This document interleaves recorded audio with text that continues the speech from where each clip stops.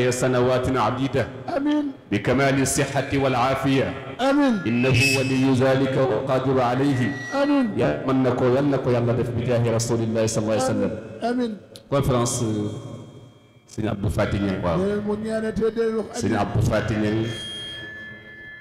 borom Taïba Abdou Faty ma feelu fa tey bàyyi borom baax conférence Abdou Faty la kañ la 12 jàll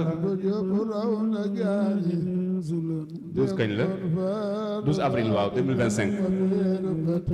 fan lañ koy defee fan la ma kàtt jàkkay Sané Mbour le 12 avril insha allahu taala Abdou Faty mooy def conférence ñi ngi invité ñëpp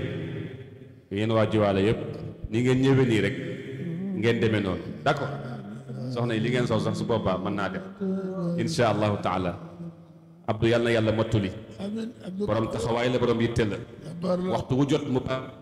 bàyyi léppam ñëw taxawu leen muy fii muy faneen ku ci am yitte bu ko yëgee lam ca man def na ko kon nag maa ngi ñaan conférence bi yéen ñëpp na ngeen dem yéen ñëpp na ngeen dem te bu kenn demee loxoy kese ah